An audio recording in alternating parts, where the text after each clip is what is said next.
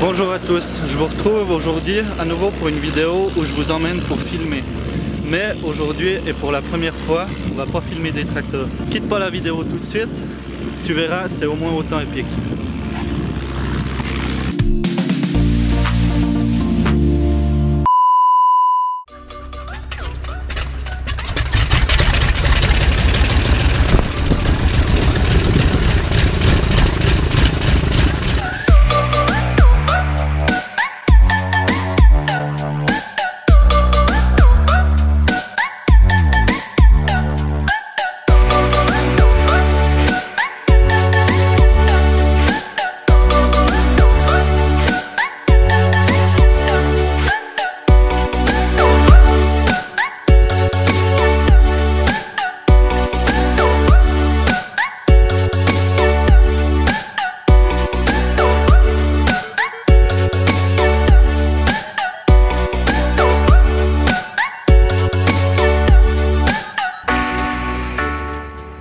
Voilà, alors on vient d'atterrir.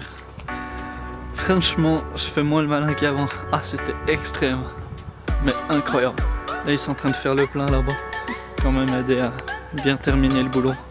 C'était dingue.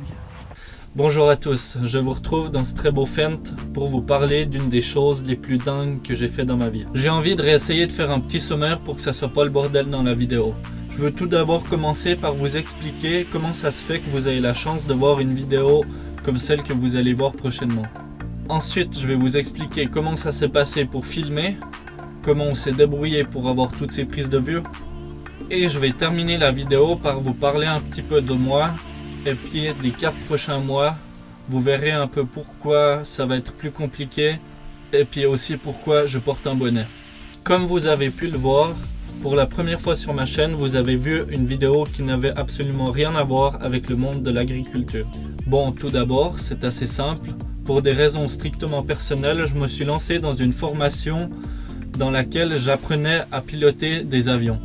On était une chouette équipe de 6 gaillards qui voulaient apprendre à piloter des Cessna 172, comme ceci. Pour ce faire, on avait le droit à 2 formateurs, que je peux d'ailleurs au passage remercier, et l'un de ces 2 formateurs possédait quelque chose de bien particulier. Au fil des jours passés avec lui, on a compris qu'il possédait un des avions garés dans le hangar qu'on traversait régulièrement. C'est que plus tard que j'ai compris qu'il s'agissait du plus cool des avions qui étaient garés dans cet hangar. C'est un biplan de 300 chevaux. Juste pour rigoler, j'ai envie de comparer cet avion à un tracteur. Le moteur est un moteur en étoile de 9 cylindres. 9 cylindres, ça correspond à ça. D'ailleurs, ce moteur développe 300 chevaux, ça correspond à ça. Après quelques jours à le côtoyer, je me suis lancé et je lui ai demandé si ça l'intéressait de faire une vidéo avec son avion. À mon plus grand étonnement, en fait, il était carrément chaud, comme on dit. Il avait déjà plein d'idées en tête, il avait déjà essayé 2 ou 3 fois. Et puis là, c'était l'occasion de faire quelque chose de propre. Et en gros, on s'était donné rendez-vous un samedi matin. Ce samedi matin-là, j'étais prêt, tout était prêt, mes caméras étaient prêtes. Il restait plus qu'à y aller. Mais ce samedi matin-là, malchance, il y avait du brouillard. Heureusement, plus tard dans l'après-midi, environ 2 heures plus tard, le brouillard s'est dissipé très rapidement et puis d'un coup on a dit « Ah, cette fois on peut y aller ». Alors il est à peu près samedi, 3h30 à peu près. On commence à sortir l'avion, on le prépare et puis je commence à mettre les caméras dessus. Alors il faut savoir que moi j'ai 4 caméras. En fait, le propriétaire de l'avion, il avait aussi une GoPro Hero 3. Ça fait une 5e caméra. Donc on avait sur l'avion 5 GoPro. Comme vous avez vu plus tard peut-être, j'avais aussi pris mon Canon à l'intérieur de l'habitacle de l'avion. Et puis je faisais des prises de vue avec le Canon depuis ma place. Donc on était en vol avec 6 caméras.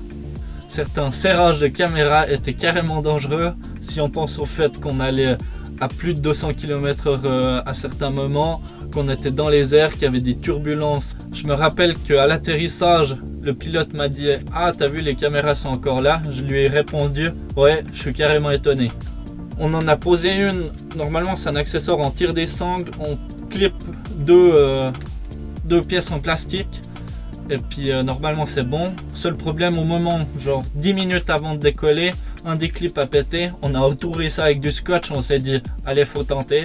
Il y en a une deuxième qui est autour d'une poignée avec une pince On sait que ces pinces servent fort, mais quand même, de là à faire de la voltige. On a mis des ventouses sur des plaques de métal. Franchement, on a pris des risques. Mais elles sont toutes revenues à bon port, ces GoPro, alors on a de quoi être content.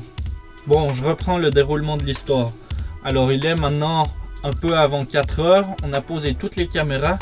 Tout est en ordre. Et puis là, je lui demande, moi pour moi, en fait, j'ai une grosse question.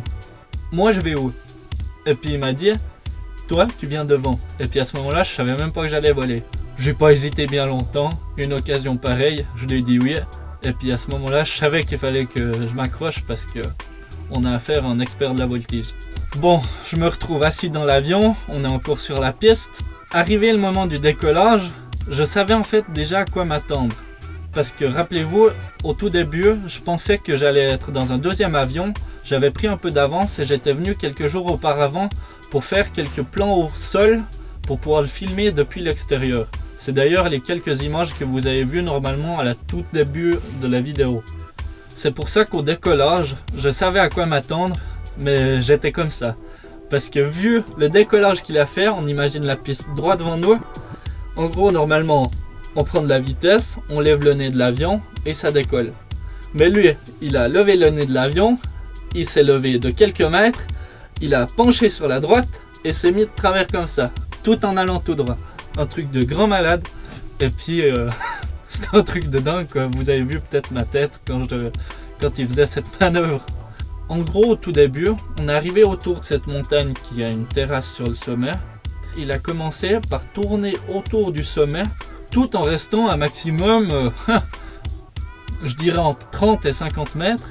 Déjà ça, c'était joli, quoi. C'était assez incroyable. Je dirais qu'on a fait à peu près 3 fois le tour du sommet. Et puis à un moment donné, je pensais qu'il allait continuer à suivre le tour de ce sommet, mais non, il est parti tout droit. Puis là, je me suis dit, ah bah il va aller sur une autre montagne. On va se déplacer un peu. 10 secondes se passent, je regarde le paysage. J'avais mon appareil photo heureusement entre les deux genoux. Et puis d'un coup, vous le verrez sur ma tête, je pense que je mettrai l'image de la GoPro qu'il y avait juste devant ma tête pour que vous puissiez vous marrer un petit peu.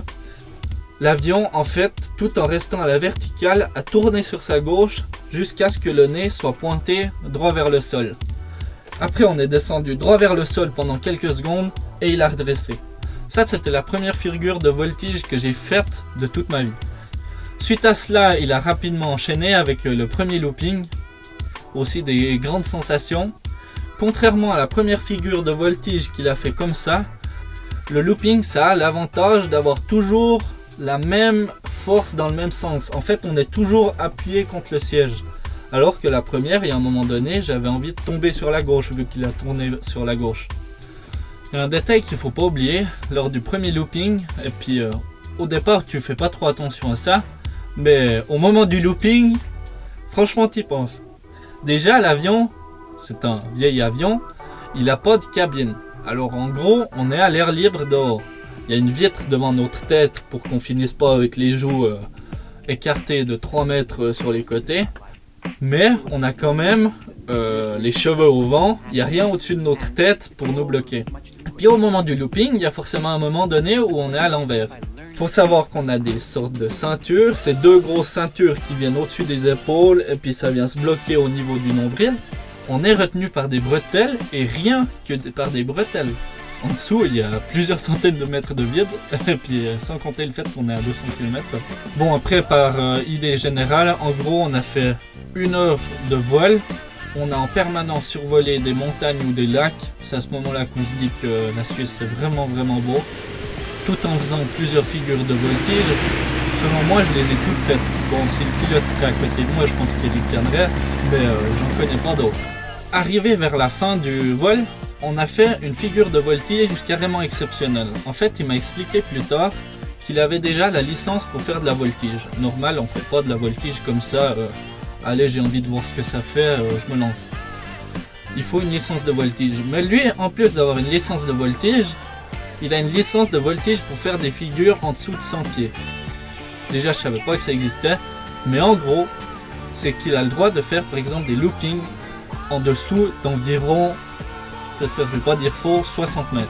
Ça veut dire que je suis dans mon avion, je suis à même pas 60 mètres du sol et il engage un looping. C'est ce qui s'est passé vers la fin du vol. On était au-dessus d'un lac à même pas 60 mètres de l'eau et puis d'un coup il a fait le looping incroyable. Je sais pas si vous imaginez au moment où on redresse et puis on voit la terre défiler pour avoir l'horizon devant le nez. Mais quand on est à 60 mètres, s'il y avait quelqu'un au sol, on a moyen de le reconnaître. C'est pour que vous puissiez imaginer à peu près la distance. On est maintenant presque tout à la fin du vol. Et puis d'un coup, le pilote, il m'a expliqué plus tard, il voit une ombre d'un autre avion. À ce moment-là, il cherche dans le ciel pour voir d'où vient cette ombre. Et puis là, on a eu une chance vraiment exceptionnelle. En même temps et au même endroit, il y avait un deuxième biplan qui volait. Il l'a contacté par radio, donc le pilote de mon avion a contacté le pilote de l'autre avion pour pouvoir voler côte à côte et comme ça avoir des images encore plus belles à vous montrer. Franchement, regardez bien ces images, vous aurez très rarement la chance d'en voir des pareilles. Après, je vous avoue qu'après 55 minutes de vol et de voltige, j'étais moyen. À un moment donné, on avait presque une heure de vol, je lui ai dit par radio, je fais moins le malin qu'avant. De toute façon, il fallait rentrer parce que l'avion avait bientôt plus de carburant et puis on est gentiment rentré vers l'aérodrome pour se poser tout tranquillement. Franchement, ce vol était incroyable, j'ai toujours du mal à réaliser la chance que j'ai eue. C'était des sensations de dingue. Franchement, les attractions à Europa Park à côté, mais on n'en cause même pas. Bon, il est temps de vous parler un peu de moi parce qu'il y a bientôt plus de lumière.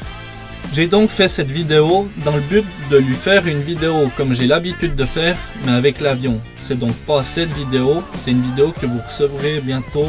Ce sera peut-être pas la prochaine, mais elle va pas tarder. Une que avec l'avion, musique, montage, comme vous avez l'habitude.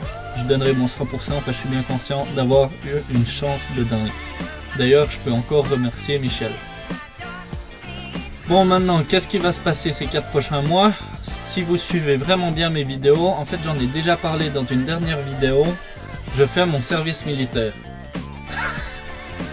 Qu'est-ce que ça implique? Ça implique que toute la semaine, je suis dans une caserne militaire, à peut-être tirer aux faces de Nantes ou bien ramper dans la boue, c'est suivant les journées. C'est pas s'il fait beau on va ramper dans la boue, hein, c'est s'il pleut.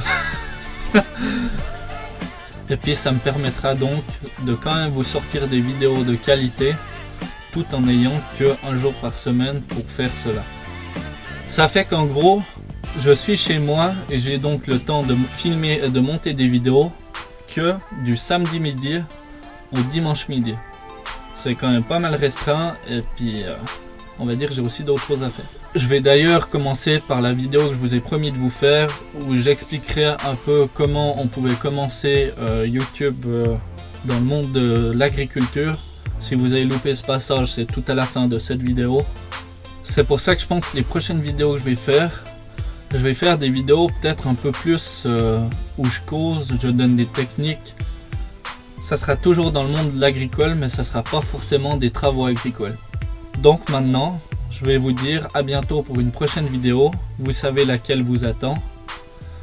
Sans oublier de vous dire merci d'être autant à me suivre quotidiennement. À bientôt pour une prochaine vidéo.